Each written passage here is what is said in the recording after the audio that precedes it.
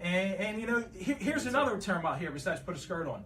Oh, you got to trade in your man card, right? True. You ever use that? You ever use that yourselves? Like, you got to trade in your man card. And that term man card irritates me because what is it? Like is there a 3x5 index card that confirms your manhood because you don't care about your appearance, or you are all big and burly or tough, or you know, is being a real man, is it sitting on a couch all sloppy and disgusting, chugging beers, scarfing down pizza and chicken wings? Would that make me more of a man than drinking a latte? Like, is that going to define my manhood? You know, I'll tell you what I think a real man is, and it has nothing to do with my food or beverage selections, or my fashion or style, or growing a beard. I even grew a beard just for the show, or bench pressing 500 pounds, or hitting home runs, or playing hurt, because I want to have that discussion later on, because I've played hurt, and I think now I look back on it, and I think it's irresponsible as opposed to being a real man. That's going to be a tough discussion. That's going to be an interesting discussion. Yeah, let's do that in segment That might 3. be a whole show, but that's all right. So for me, a real man is someone who takes responsibility for being the priest, provider, and protector of his household. A real man puts God and family ahead of himself. A real man is unselfish all the time. All the time. You're selfless. You're unselfish. A real man, you know what? A real man helps his wife as much as possible.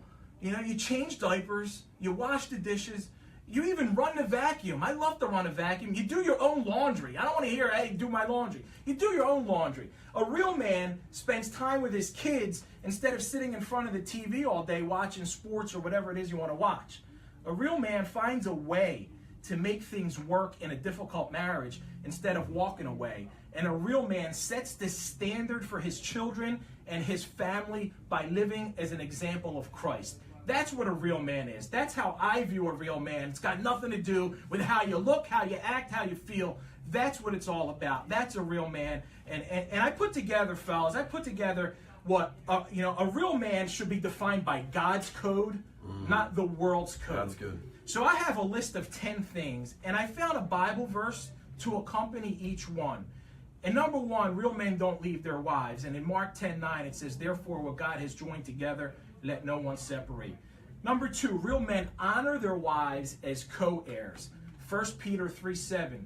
Husbands must give honor to your wives. Treat your wife with understanding as you live together. She may be weaker than you, but she is your equal partner in God's gift of new life. Treat her as you should, so your prayers will not be hindered. Number 3, real men teach their children God's ways, both in word and in action. In Ephesians 6:4, fathers, do not provoke your children to anger by the way you treat them. Rather, bring them up with the discipline and instruction that comes from the Lord.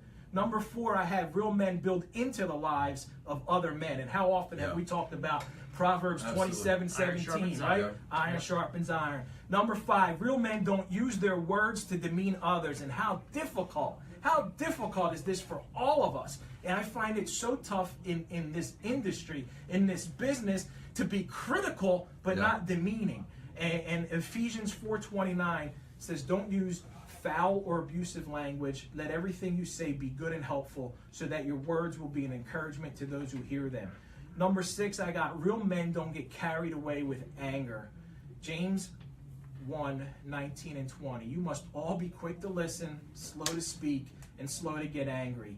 Number 7, real men lead best when they love most. I've got Ephesians all over this. Ephesians 5:1-2. Imitate God, therefore, in everything you do, because you are his dear children. Yep. And 3 more to go. Real men are sacrificial for the sake of their Lord, family, and others. John 15:13. There is no greater love than to lay down one's life for one's friends. Real men are servants. Mark 10:45. For even the Son of Man came not to be served, but to serve others and to give his life as a ransom for many. And here's one of my favorites. Number 10, I put real men can show their emotions, because when we're talking about Lazarus in the Bible, John 11:35, it says, then Jesus wept. So that is my God's code for real man. Take it away, guys.